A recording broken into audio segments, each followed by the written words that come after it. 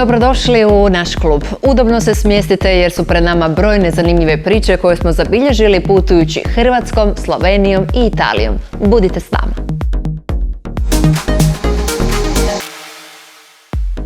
Cijenjeni šibenski šef Rudi Štefan gostovao je u našoj metropoli, koju je ovih dana posjetila i uspješna tenisačica Dona Vekić. Više o svemu donosimo u tjednim zanimljivostima.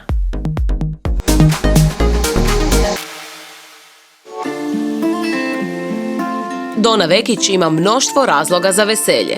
Nakon dugo vremena ima par slobodnih dana koje je odlučila provesti u Hrvatskoj s obitelji i prijateljima, slaveći veliki uspjeh koji joj je donijela 2019. Za mene je najbolja sezona do sada, završila sam na broj 19. Naravno, ja uvijek želim više, tako da sam uvijek, evo već sad prije početka priprema, već imam ciljeve za sljedeću sezonu, ali da, treba stvarno dobro pogledati na tu godinu i dobro analizirati šta je bilo dobro, šta je bilo loše, šta možemo unaprijediti, ali stvarno je dobra godina i za mene.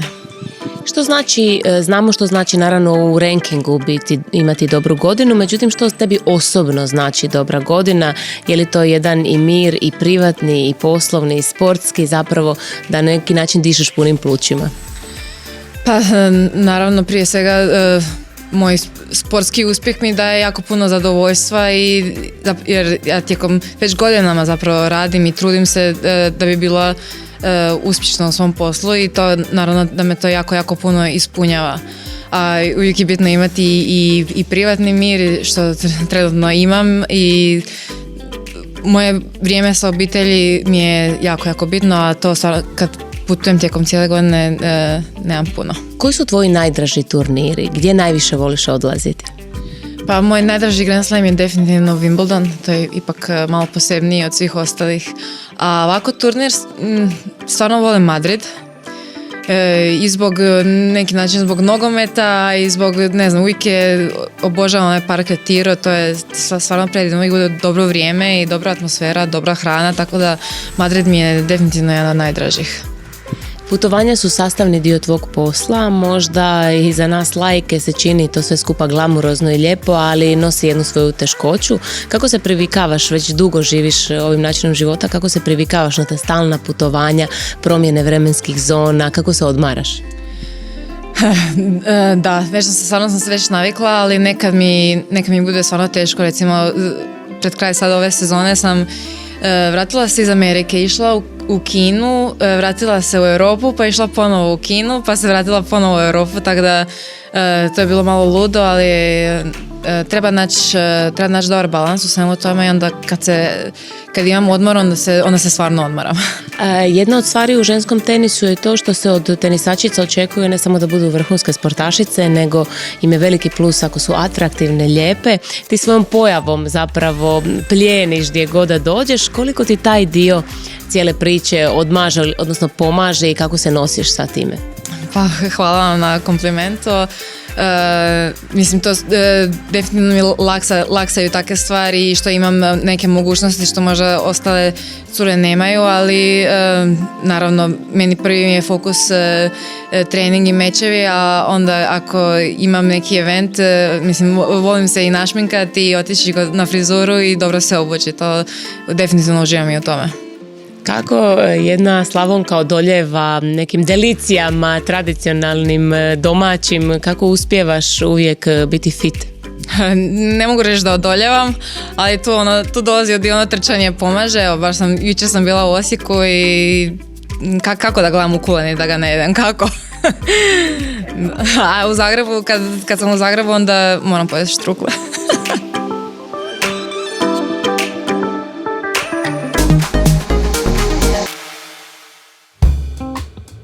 Da nam je uživanje u dobroj hrani svima zajedničko svjedočilo je događanje na koje smo otišli proteklog tjedna. Bio je to uvod u veliko okupljanje najboljih domaćih i stranih šefova Chef Stage, koje nastavlja svoje putovanje. Ako želimo biti posebni i drugačiji na svjetskoj gastronomskoj sceni, moramo otići korak natrag, potražiti u našoj tradiciji inspiraciju i pružiti to našim gostima, jer mislim da ćemo na takav način biti specifični, drugačiji i bolji. Cilj ovog događanja je jačanje prepoznatljivosti Hrvatske na svjetskoj gastronomskoj sceni, na čemu predano i uspješno rade već 3. godinu za redom. U svakoj našoj konobi na Jadranu trebali bi jesti dobar brudet. Znači dobar izvorni brudet, pošten i iskreno napravljen. Mislim da je to želja svima nama, također i da imamo jako dobar sendvič u zračnoj luci i da ljudi pamte te okuse. Šefovi su postali izuzetno cijenjeni, traženi, dakle gotovo da više kvalitetni objekti ne mogu naći prave kuhare i kvalitetne kuhare, dakle evo, u svakom slučaju jedan projekt koji treba podržati. Ovim projektom podršku i vjetar u leđa dobile su mlade kulinarske nade, stipendisti manifestacije.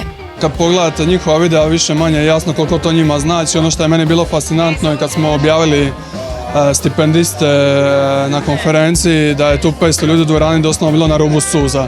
Tako da to je velika stvar za gastro scenu i mi smo sretni što možemo biti dio toga.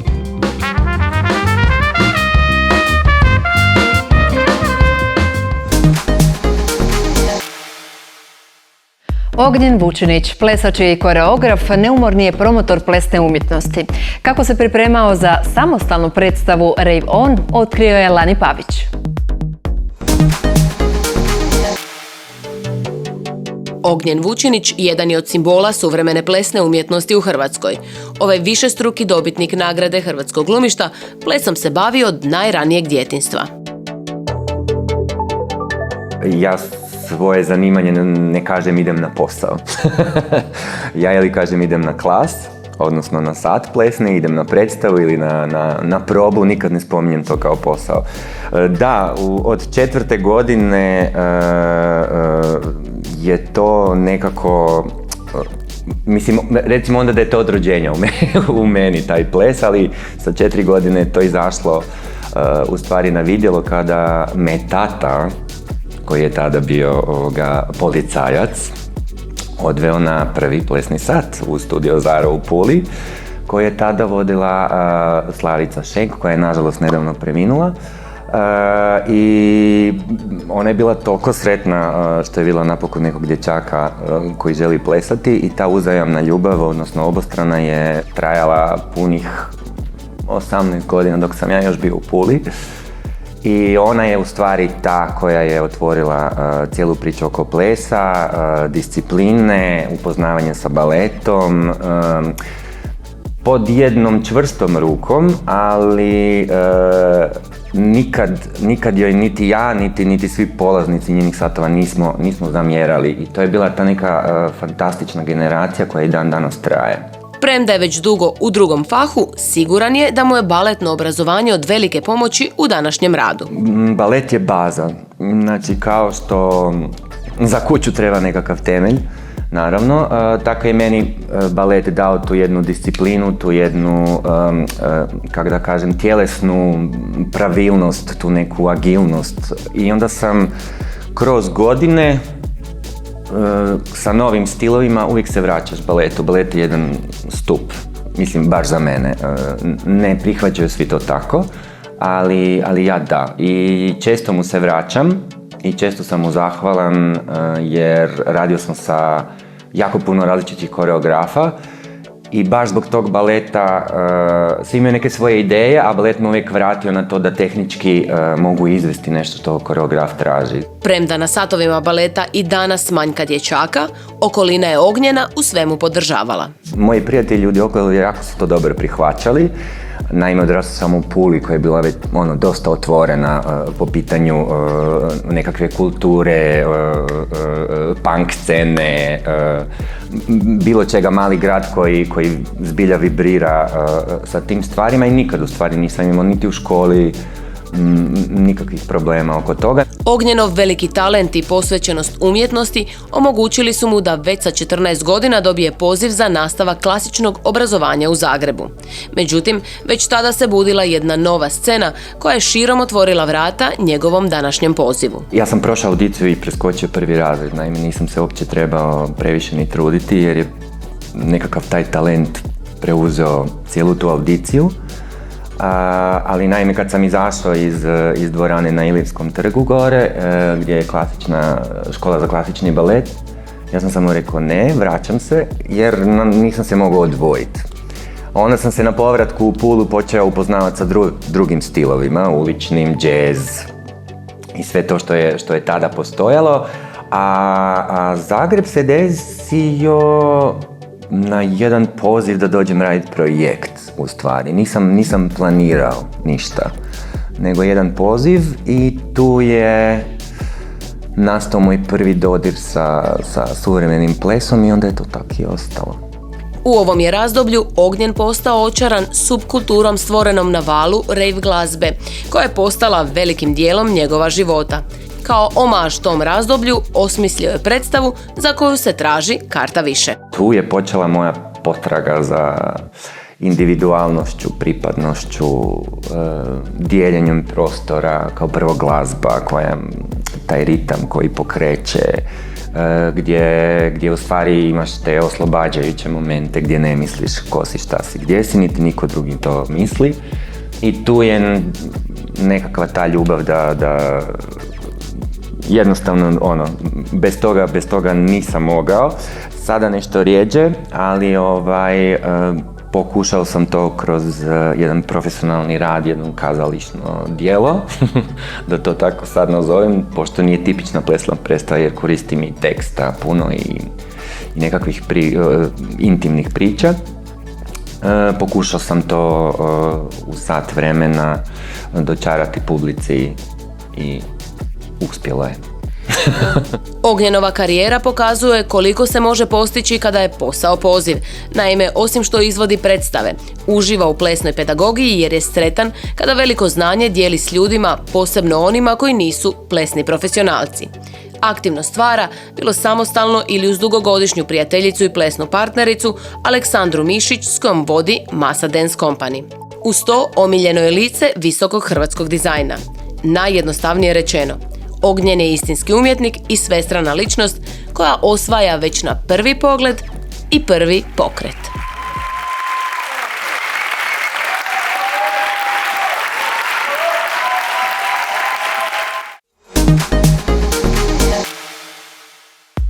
Nismo zaboravili prošlo tjedno obećanje da ćemo se vratiti u talijansku Cremonu kako bismo vam pokazali što još nudi taj grad glazbe i umjetnosti. Priču donosi Ivana Zorić.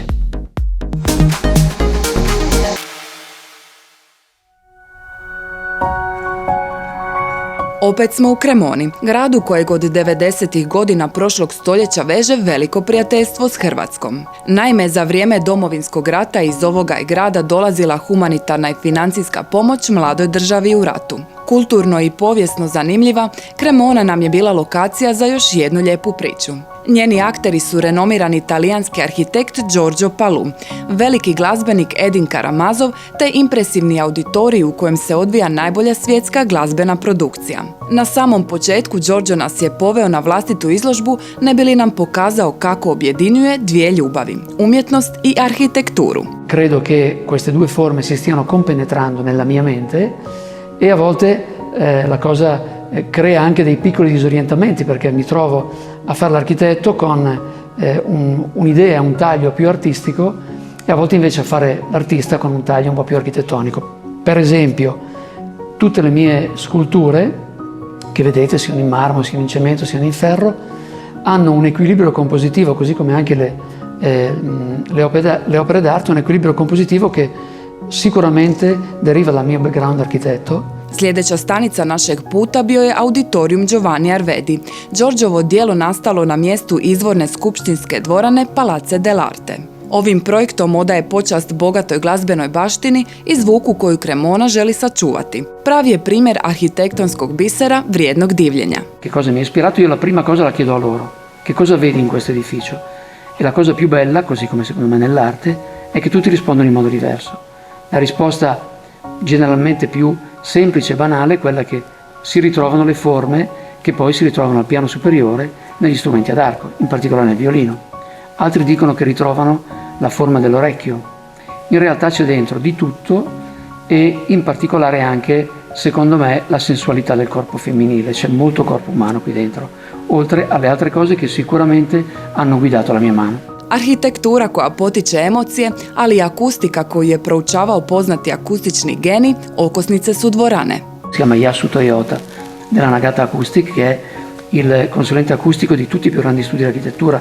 Le grandi concertone del mondo sono tutte realizzate a quattro mani con lui e ha chiesto appunto a me e a lui di riuscire a risolvere il problema del design per me, dell'acustica per lui, in un tempo brevissimo, meno di 6 mesi, per poi passare alla realizzazione che è durata poco più di un anno e realizzare una sorta di archiscultura come questa. Questo è un neologismo che io ho voluto coniare perché ritengo che sia una struttura dove questa osmosi fra più forme di rappresentazione dell'animo umano, fra più forme d'arte sia molto presente, e è una struttura direi ibridata. Uno che la guarda dice è una grande scultura o è una piccola architettura. Ovo pravo remek dijelo nastalo je iz pravilne i sterilne pravokutne definicije u kojoj se nalazio auditorijum. Danas ne postoji bolje mjesto za snimanje velikih svjetskih produkcija, čega je svjestan i Daniel Vukov, uspješan poslovni čovjek i zaljubljenik u glazbu. Auditorijum ga zadivljuje pa se nada da će i hrvatski glazbenici dobiti sličan prostor. Come croato, sì, sempre pensavo come sarebbe bene o sarebbe una cosa straordinaria di progettare un simile progetto a Zagabria, in Croazia, perché la Croazia ha una grande tradizione musicale e chiaramente si può fare anche un museo storico degli strumenti e anche un auditorio, perché secondo me, no, siccome sono da tanti anni, da 40 anni in Germania, non mi ricordo bene, però un auditorio, simile auditorio, così sensazionale manca a Zagabria.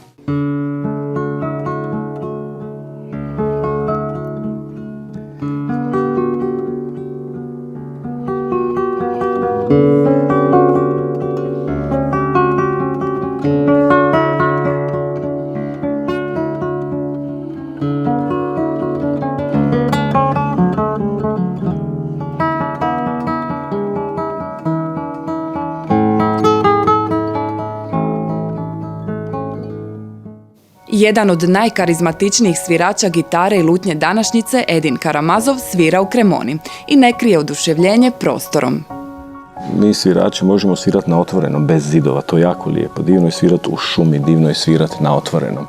A kada se radi o 4 zida, onda je lijepo da su 4 zida, kako sam rekao, posebna. Naravno, ako je Giorgio osmislio ovako nešto, ne samo osmislio da je to lijepo da se sjedi ovdje, nego lijepo izvuči. Karamazovljeva rekreacija Baha u Danielovoj produkciji mnoge će potaknuti na povratak korijenima i kvalitetnoj glazbi. Sve se vraća na početak, sve se vraća na osnovne stvari. Tako da ljudi će opet, kao što su nekad jako puno, mislim da će slušati tu muziku koja, da kažem, je umjetnička. Jer ipak Johann Sebastian Bach i, da prostite, Rolling Stonesi nije isto. To je jednostavno tako i tako će ostati za sva vremena.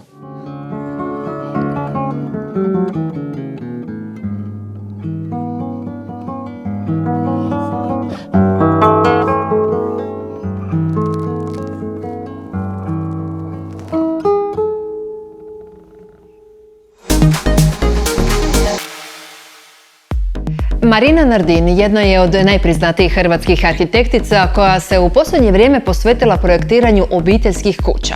Pokazala nam je jednu takvu u mirnoj Zagrebačkoj ulici koja plijeni kako vanjštinom, tako i profinjenim interijerom.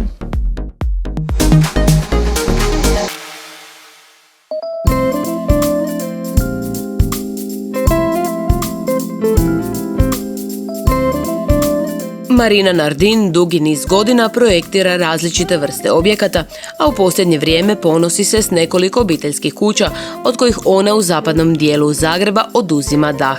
Premda nije riječ o velikom zdanju, vanština ne odaje sve ono što kuća u sebi nosi. Ja sam se vrlo rano osamostalila čim sam završila fakultet. I nekako u startu sam počela s unutarnjim uređenjem, jednostavno su se tako stvari dogodile i onda kad nešto počneš raditi, takvi ti klijenti dolaze, takvi te klijenti preporučuju, tako da sam prvih 5-6 godina radila samo unutarnje uređenje i to me jako veselilo. Međutim, onda u nekom trenutku sam zaključila da bi voljela proširiti i od onda u stvari radim sve. Od početka do kraja i takav je ovaj projekt u kojem smo danas. Znači projekt u koji je od one prve početne ideje pa sve do žlice unutra odrađen u komadu. Investitorima kojima sam radila ovu kuću, radim već 15 godina za njih sve različite sadržaje, poslovne, privatne, tako da je ovo projektiranje bilo prilično jednostavno jer smo se već dobro poznavali. Oni su imali jako puno povjerenja u mene i hvala im na tome, a meni nije bilo teško projektirati za nekoga koga dobro poznajem. Arhitektica inzistirala na najboljim materijalima, što je jasno vidljivo u izvedbi kupaonica, ugradbenih ormara, kao i kod staklene stijene koja dominira središnjim prostorom kuće. Ovo je bilo vrlo zahtjevno ugraditi stijenu u komadu 6x3 metra. I općenito ova parcela nije velika i nije bilo lako kuću isprojektirati na tako maloj parceli, a da istovremeno bude napravljena sa puno staklenih ploha, od kojih je jedna od najvećih upravo ova tu gore, ali meni je bila veoma bitna jer je pogled na zelenilo sa gornjeg kata. Bilo je vrlo teško montirati i unijeti, već kad je kuća bila napravljena sa strojevima je vrlo teško bilo ući na samu parcelu od traga. Ali jako mi je bilo važno da sve prostorije imaju prozore i vrata, da ima puno staklenih ploha, da se iz prizemnog prostora koji je dnevni dio sa svih strana može izići na teren. Tako da ljeti kada otvorite sva vrata praktički možete živjeti na cijeloj parceli.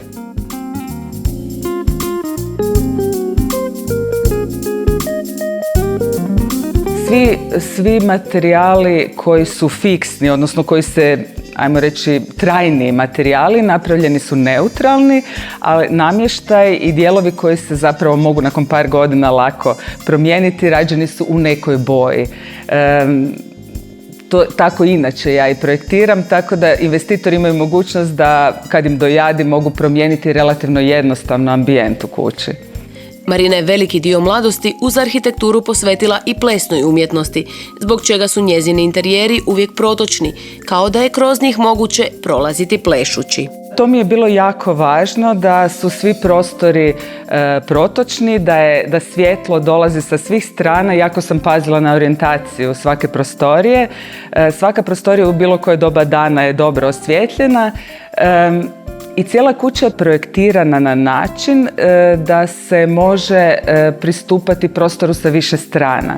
Znači, glavni prostor je dvoetažni prostor i on je interno povezan plus stan na katu koji je za goste. Ali cijela kuća je projektirana tako da ima odvojeno stubište i svaka bi se etaža mogla u nekoj budućnosti odvojiti kao stan za sebe. I to je bio jedan od, ajmo reći, projektnih zadataka kad sam počinjala projektirati kuću. Prostoru poseban šarm daju umjetnička djela priznatih hrvatskih slikara. Imamo i Tisiju Kljaković na ulazu, nekoliko komada i Bane Milenkovića. To su, sve slike su kupljene za ovu konkretnu kuću i zajedno smo birali, investitori i ja, i to je bilo baš prekrasno, kao neka točka na i na kraju.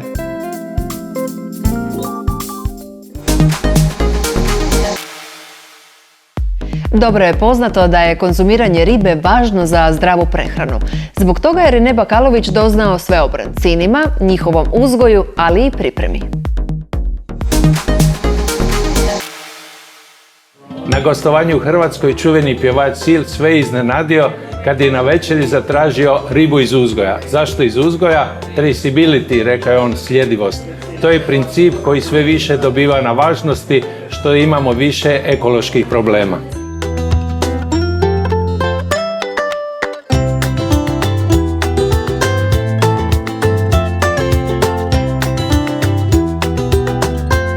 Ribe iz uzgoja ključan su koncept prehrane čovječanstva u budućnosti.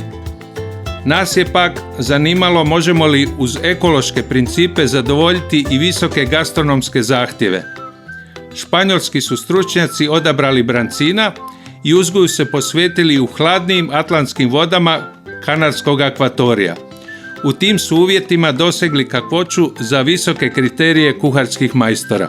We cultivate sivas in the Atlantic Sea, in the brave Atlantic Sea with brave waves and currents. So our sivas is very sportive. They have to live during almost 3 years on the sea, like fighting against the wave and the current. So they are firm. They have the infiltrated fat that make a very nice texture. Kontrolirani uvjeti proizvodnje donose kupcu sigurnost. Where we control and we analyze the water and the sivas properly almost daily. Na taj način mogu dobiti željenu veličinu ribe za različite načine pripreme. We cultivate big sivas from 800 to 4 kilos. Our chef is preparing some raw sivas, nigiris, sashimi and ceviche, because it's a very nice way to taste the texture.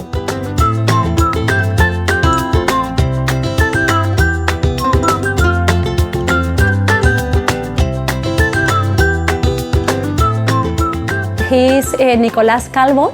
He's specialized in Japanese food, so he can cut the fish and prepare the fish in a very nice way. Šef Nikolas proveo nas je kroz brzi tečaj pripreme sirove ribe. Na izgled sve je jednostavno, no precizno filetiranje i rezanje ribe prema japanskim kanonima majstorska je vještina. Stiče se tek uz veliku praksu. Što se pak tiče sirove ribe, Nikolas ima važnu opasku. Sirova riba ipak nije potpuno sirova. Naime, marinada u kojoj kratko odležava je, kako nam je objasnio šef Nikolas, na vrlo delikatan način zamjenjuje termičku obradu ribe. Es una fermentación rápida del arroz. A najbolje vino za delikatese od sirovog brancina pitali smo šefa Nikolasa. Crveni pjenušac, odgovorio je bez puno premišljanja. Naši su profesionalci na ovoj prezentaciji bili ugodno iznenađeni.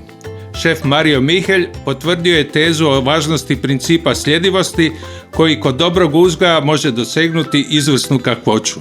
Zapravo uzgojena riba je odlična, nećemo je sad uspoređivati sa divljom, jer svaka ima svoje preference, ali kod uzgoja možemo zapravo povući paralelu sa svinjama koji su, ako se dobro uzgajaju, dobro hrane, imaju odličnu teksturu mesa i odlične masnoće pri siru i jedstvu. To je zapravo super moment. Kod divlje ribe je uvijek zapravo šta će se dobiti, da li ima, gdje je hranila se, šta je jela, kako je bila, tu postoje razne zapravo peripetije oko toga, zato je uzgojna, ajmo reći, sigurnija u nekim stvarima.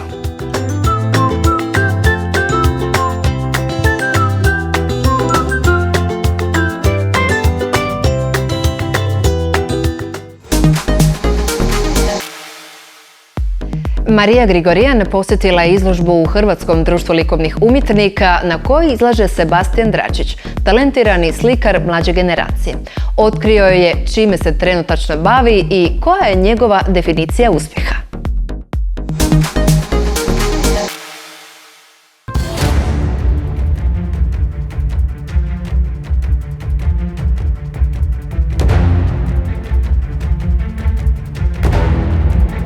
Neprestano se utrkujemo s vremenom, gradimo gradove, razvijamo tehnologije, natječemo se, no posljedice su opasne i za nas i za prirodu. Upravo se takvih globalnih tema dotiče akademski slikar Sebastian Dračić. Sve ove zgrade su uništene u nekom od ratnih sukoba u 20. i 21. stoljeću, znači od Prvog svjetskog rata do zadnjih sukoba u Siriji. Neke od zgrada su, na primjer, iz Verduna, iz Hirošime, Vukovar, Grozni. Ta kompozicija je trebala funkcionirati da grad ima jednu urbanu logiku, tako da sam mnoge od tih slika i mijenjao tokom vremena. Na primjer, ova zgrada iz Hirošime je prvo bila ovdje naslikana, ali vidio sam da mi zaklanja određene kratere, i malo strši u ovom dijelu kompozicije, pa sam ih prebacio gore. Tako su neke zgrade nekoliko puta promijenile svoju poziciju unutar slike. Točka gledišta na njegovim slikama postavljena je u visinu, te stvara iluziju kako lebdimo iznad zemlje. Horizont mu je neuhvatljiv, to je daleko mjesto na koje nikada nećemo stići. Pokušavam publiku možda natjerati malo da razmišljaju, da vide možda više tih elemenata koje onda možda i njih natjeraju da drugačije neke stvari vide nego što su prije. Čovjek je rijetko prisutan na njegovim slikama, no on je u njima glavni junak i antijunak. Naime, ljudi svojim odlukama i postupcima ostavljaju tragu u prostoru i vremenu, čak i kada nisu fizički prisutni. Marija, da li vidiš negdje čovjeka na slici ovdje? Recimo da je u ovome dijelu. Ne, tu. Sebastijan Dračić pripada među najistaknutije umjetnike svoje generacije, a njegove slike se rasprodaju odmah nakon izložbi. Uspješan umjetnik odveo nas je u Hrvatsko društvo likovnih umjetnika gdje je izložena njegova slika. Koliko zastava to ima? Pa ja mislim da ima preko 1000. Nisam brojao, ali tu negdje. Provjerit ćemo. Meksiko? Može. Meksiko je ovdje. Hrvatska? Hrvatska je tu. Japan? A ima više Japana, evo ima i imperijalni Japan, a ima i evo sadašnja japanska zastava. Izrael? Izrael je ovdje. Znači ovdje ima svih zastava koje trenutno država koje postoje. Ima zastava bivših država, ima zastava političkih pokreta, ideoloških pokreta, terorističkih skupina, vjerskih skupina, ima zastava sportskih klubova, društava do korporacija. Znači, vrlo jedan širok spektar zastava. Za neke slikare uspjeh je priznanje publike, za druge nagrade ili poznanstva. Sebastijan ima vlastitu definiciju uspjeha. Ne postoji jedan jedini recept za uspjeh. Svako od njih mora naći svoj put. Po meni je najbitnija stvar znači da ono što radiš, da ne radiš puno kompromisa, znači ono što misliš da je dobro da ostaneš pri tome. Bitno je jako puno raditi i s treće strane imati jedan šaroliki i zapravo široke interese, znači ne zakopati se samo u svoj posao i samo se baviti time, nego malo i okolo vidjeti šta se dešava. Osim ovim radom, Stjepan će se predstaviti u Modernoj galeriji u sklopu izložbe Ikonografija grada. Želimo mu još puno uspješnih izložbi.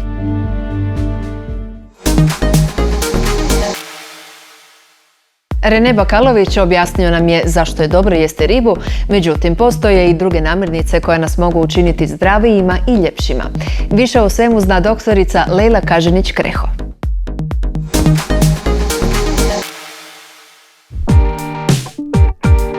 Zdrava i uravnotežena prehrana može poboljšati raspoloženje, usporiti proces starenja organizma i dovesti do bolje vitalnosti, zbog čega pojam anti-age prehrane postaje sve popularniji. Na globalnoj razini naš životni vijek postaje sve duži i duži i sasvim je logično da od 70. godina prošloga stoljeća medicina kod žena pronalazi put kako da budu što više vitalnije, mlađe, da se bolje osjećaju i tako da nastaje taj sintetska hormonska terapija. No, međutim, kao što vidimo i sada da je i sama era plastične kirurgije koja ženu sa vanjštine čini mlađom, ljepšom, na neki način briše joj 5 do 10 godina unatrag, da i to postaje sve više u trendu, a ono što se tiče kliničke nutricije, ono čime se osobno bavim ja tu ljepotu stvaram iznutra, odnosno ja bih to nazvala unutarnja botoks terapija, gdje u stvari ta zdravlje naših unutarnjih organa se na neki način reflektira na našu vanjštinu i zato je klinička nutricija ušla isto tako u novu eru medicine. Anti-aging prehrana po mojoj nekoj definiciji bi značila da što bolje održavamo geometriju svoga tijela, svoga lica s kojim smo se rodili, da što više budemo energični, da nam mentalna koncentracija bude prolongirana i naravno da načinom i stilom života na neki način prolongiramo, odnosno usporimo kronične degenerativne bolesti koje nas stare. Zdrava prehrana ne mora biti skupa. Zdravi i cjelovit obrok nerijetko je i jeftiniji od prerađene hrane. Činite mladim to da unosiš hranu niskog glikemijskog indeksa. Ako sad recimo kažemo niski glikemijski indeks, to je leće, to je slanutak. Da li je to skupo? Nije. Da li su to zdrave omega-3 masti koje nas čine prozračnim, naš ten čini prozračnim, unutarnje organe vitalnim u smislu plave ribe? Da li je to skupo? Nije. Znači ovo su sve na neki način evidence da anti-aging prehrana ne znači da je to skupa prehrana. Anti-aging prehrana može biti vrlo ekonomična, a ono što je komplicirano i to što mnogi možda i ne znaju, što tu vrstu prehrane moraju prilagoditi svojim individualnim karakteristikama. Koja su 3 zlatna pravila za savršenu kožu i blistav ten? Morate znati da naša koža se hrani od ponoći do 4 sata ujutro.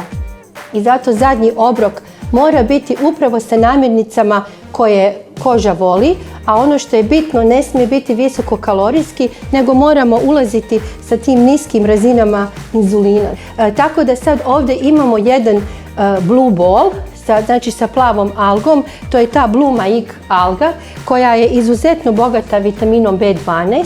Zatim unutra imamo visoko kvalitetne proteine. Tu nam je banana koja će nas učiniti mirnom, pojačat će nam razinu serotonina u tijelu. Sad vi malo dodajte to bobičasto voće. Bilo gdje? Bilo gdje, zato što ono nam daje te visoko kvalitetne antioksidanse, antocijanin, koje naša koža itekako voli. Ako imamo dobru i zdravu probavu, to znači da ćemo vrlo efektno eliminirati toksine van tijela. I ono što nas najviše čini mladim je dobar san, koji nekada isto tako zna biti jako skupocjen i 80% nas je dehidrirano. Znači ne unosimo dovoljno vode, a voda nam je dostupna, barem tu kod nas u ovoj regiji, i vrlo je jeftina i vrlo je to skupi, da kažem pod navodnicima, anti-aging jedan promotor.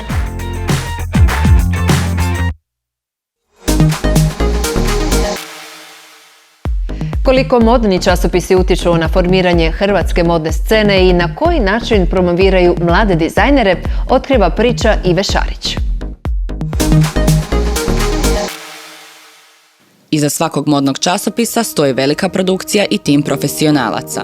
To dobro znaju Saša i Vanja koji već godinama uređuju vodeće modne časopise. Samim time nameću određene trendove i stvaraju modne zvijezde. Prave su osobe za odgovor na pitanje kakva je danas pozicija časopisa ovakvog tipa. Modni časopis u svom klasičnom ili ajmo reći tako originalnom zapravo smislu, dakle kao print izdanje, kao tiskano izdanje modnog magazina zapravo služi kao platforma, ajmo tako reći, medijska platforma za promociju modnog sadržaja u svim njegovim segmentima. Znači od nekakvih tekstualnih tema do specijalnih fotografskih produkcija i to je recimo nešto što bi rekli i kroz povijest, a i u današnjoj situaciji da je zapravo nešto što je najkarakterističnije za modni časopis i što zapravo modni časopis u printu, dakle u tisku, ga najviše diferencira u odnosu na ostale današnje suvremene medijske platforme. Naši modni editorijali, oni i priče se razlikuju od lookbookova dizajnera ili prikaza na reviji i nekako čitatelja vode u stvaraju iluzije i vode u nekakve paralelne svijetove, stvarno sa tim ludim prikazima i nekako daju jednostavno drugi način prezentacije. Koliko su određena priznanja od modnih časopisa važna za afirmaciju mladih dizajnera? Pa ljudi kod nas vole reći da nisu, ali vani je primiti priznanje od vrhunskog magazina stvar prestiža i to nekako i tom modnom brendu daje kredibilitet. Mislim da je to ko zna iskoristiti vrlo važno. Niko nije imun na nagrade u smislu da mu ne godi nekakva vrsta priznanja, no sasvim sigurno ima ljudi koji, da tako kažem, gore za ta priznanja i zapravo im je to možda bitnije nego bilo šta drugo, a ima i ovih drugih kojima je lijepo i drago primiti neko priznanje, ali ih to sasvim sigurno neće niti opterećivati, niti definirati nekakav njihov uspjeh. Tako da zapravo koji u svim drugim nagradama, vjerovatno i glumačkim i i slično. Zapravo, znači, lijepo je primiti nagradu, ali po meni ona nužno zapravo ne smije biti cilj. Ona samo bi trebala biti nekakva usputna, dapače pozitivna potvrda kvalitete i rada. S pojavom društvenih mreža modni časopis je dobio još i više na značaju ili je pao nekako u drugi plan? Ne može magazin pasti u drugi plan jer su to posve dva različita medija. Sada upravo svjedočimo ponovnom rastu nišnih glosi magazina u koje su upisane određene vrijednosti i koje stvarno pomiču granice i nekako ne idu u korak s trendovima, nego ih nameću, mijenjaju, ostvaruju nekakav svoj jaki, autentičan potpis, daju zapravo cijeloj priči. I to je sada jako, meni recimo, zanimljivo. Taj veliki comeback koji polako se, znači, događa. Definitivno se desila golema promjena općenito na medijskom tržištu, pa tako i u modnome svijetu. I u prvom mahu su časopisi definitivno pali u drugi plan i u smislu broja prodanih primjeraka i u smislu nekakve važnosti i zapravo načina obraćanja novim generacijama. No međutim, kako vrijeme prolazi, sada se stvari naravno zapravo na neki način balansiraju i zapravo modni časopisi dobivaju jednu sasvim novu ulogu koja im sasvim sigurno nikad neće biti oduzeta, a to je da oni kroz vlastite produkcije, znači kroz svoj fotografski pristup, kroz teme koje imaju nekakav drugi tip, kako bi rekao, ne vječnosti nego trajnosti, koji ostaju puno dulje zapisano u nekakvoj i kolektivnoj memoriji i slično, nego što je to naravno na društvenim mrežama koji imaju strašno brz opticaj i protok informacija. Da je tome tako svjedoči i nedavno održan susret na kojemu su ovi modni časopisi okupili vodeće domaće kreatore. To sve skupa je jako potrebno i nama i ljudima koji zapravo i nisu dovoljno upoznati sa hrvatskim dizajnerima, tako da je ovo jedna jako dobra prilika za promociju i približavanje eventualnim kupcima. Vidim da su kupci puno osvješteni, da im je puno postaje jako važna kvaliteta i da cijene ono što mi ulažemo u svoje brendove i ja se nadam da će se to potvrđivati i dalje.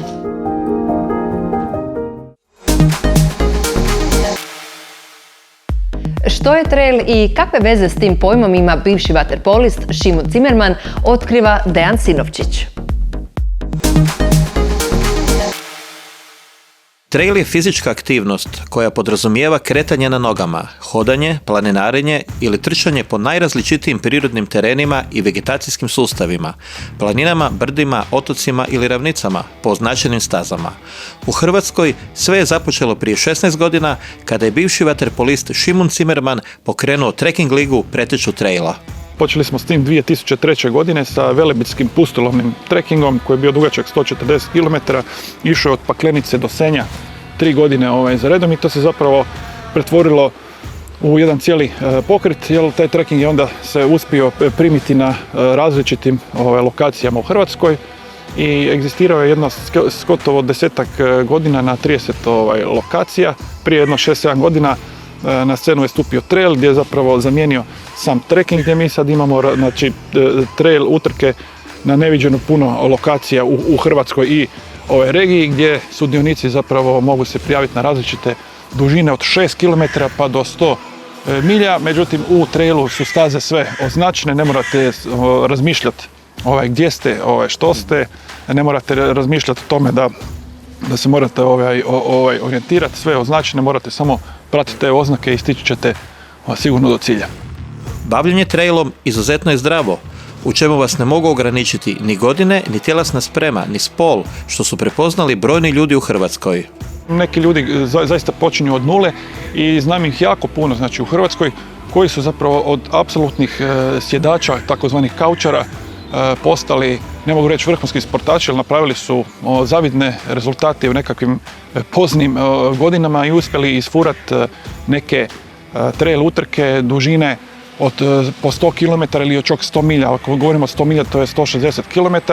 trail utrke su postale prava pomama u Hrvatskoj i ove godine, znači 2019. smo izbrojili 200 trail utrka u Hrvatskoj, znači samo u Hrvatskoj. To znači da vi zapravo vikendom imate možda 3-4 trail utrke na odabir u Hrvatskoj. Sada su žene znači prešle znači muškarce i ima otprilike 52% je žena, 48% muškaraca, što je fantastična stvar. To je zapravo i dokaz da zapravo i žene puno više vode brigu o svojem tijelu i o svom zdravlju nego muškarci, i to je jedan odličan trend. Najpoznatija trail utrka u Hrvatskoj je 100 milja Istre, dok je najpoznatija svjetska 100 milja Mont Blana. Obje imaju i bitan turistički utjecaj i gospodarski utjecaj. 100 milja Istre je svakako jedan sjajan projekt, jedan od najboljih utrka u Europi gdje dolaze jako renomirana sportska imena i gdje se uz znači, tu sportsku priču radi i turistička priča. Međutim, u Hrvatskoj postoji puno drugih lokacije koje su zaista egzotika.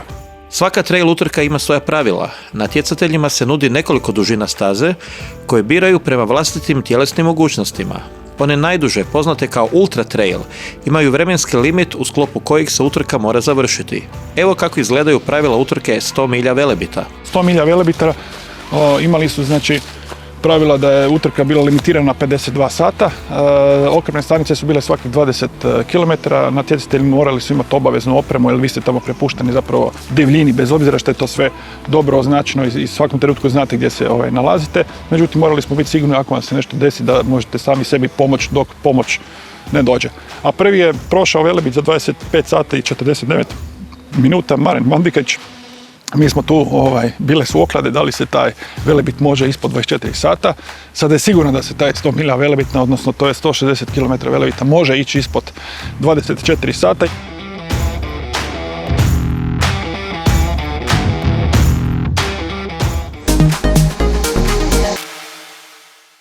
Tomaž Kapčić, najpoznatiji je slovenski kuhar, ali i istinska gastronomska zvijezda. Njegova jela obožavaju mnogi, a među njima i hrvatska pjevačica Danijela Martinović, s kojim ga veže veliko prijateljstvo. Našoj ekipi otvorili su vrata restorana, ali i svog srca.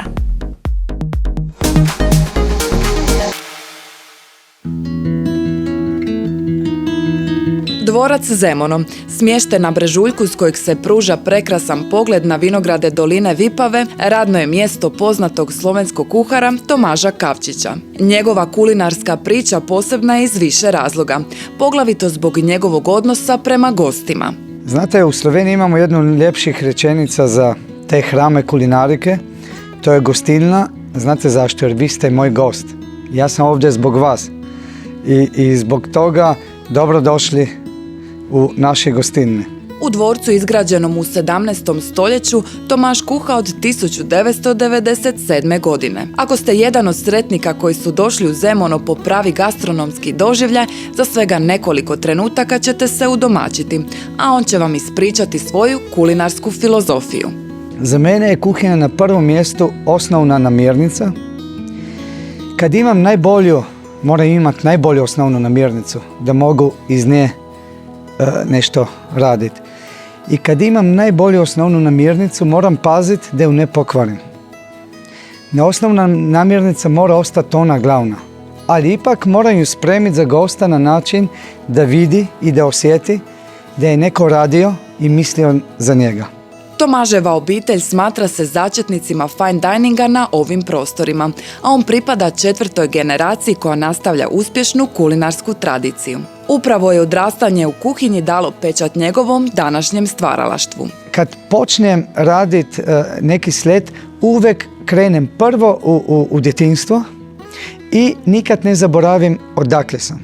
Od tamo uzmem namirnice, uspomene iz djetinjstva i onda se može raditi neki novi sledovi, može biti i neka inovativnost, ali bez poštovanja tradicije, bez da neko ne zna uraditi najbolju goveđu juhu ili najbolju osnovu.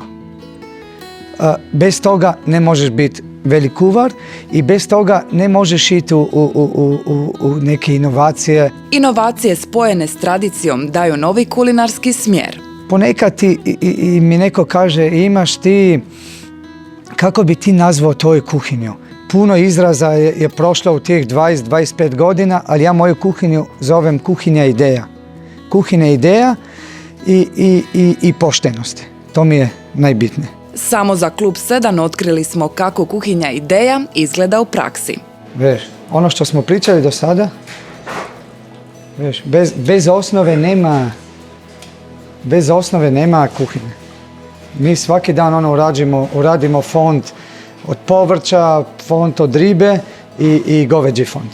Ovaj komad mesa, prije što ide u juhu, mi ga otvorimo sirovo i dobijemo van, recimo iz jednog ovakvog komada, dobijemo baš ove čiste dijelove koje onda mi stavimo malo marinirat. Nakon 2-3 dana kad dođe narudžba, samo ih ovako nastrgamo. Veš ovako. Dobijemo te komadiće. To je povrće koje smo isušili. Molim te, daj mi ruku. Bravo. Ti bi bila dobro za kuhinju. Imamo meso iz goveđe juhe, samo sirovo.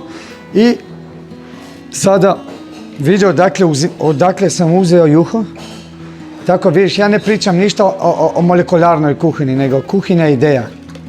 Goveđa juha i imamo goveđu juhu na moj način. Istog dana poseban gost na Tomaževoj svečanoj večeri bila je pjevačica Danijela Martinović. Veže ih prijateljstvo dugo više od 2 desetljeća. Ja nikad neću zaboraviti kad sam ulazila tu, evo s ove strane, to je bila ovako velika jedna košara pletena, puno ovako crvenih trešanja, a sa strane su bili roze pjenušac u tim čašama, to prije 21 godinu je zaista bila nešto sjajno. Počeli smo se družiti i to je stvarno preraslo u jedno tako čvrsto i višeslojno prijateljstvo da bez Tomaža ne mogu zamisliti ne samo neke bitnije svoje trenutke u životu, nego naprosto ne mogu bez njega i one međutrenutke ne mogu zamisliti. Prijateljstvo je toliko snažno da joj je Tomaž posvetio jelo. Danas će biti kod nas na večeri Danijela, znaš.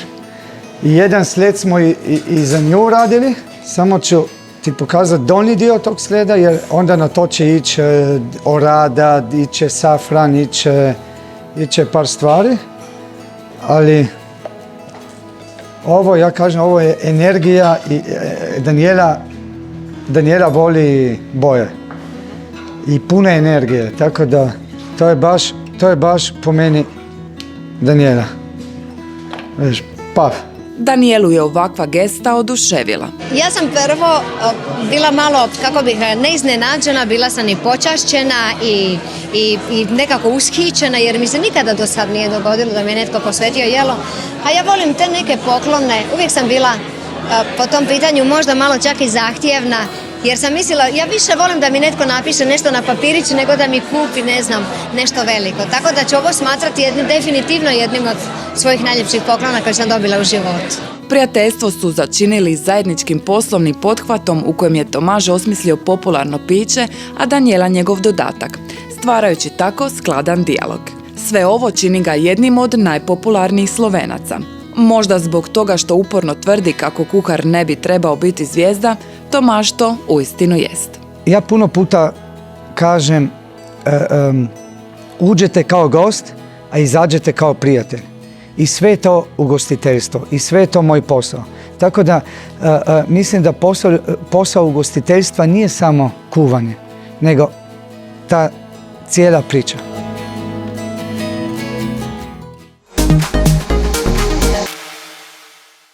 Bilo je to sve za današnje izdanje Kluba 7.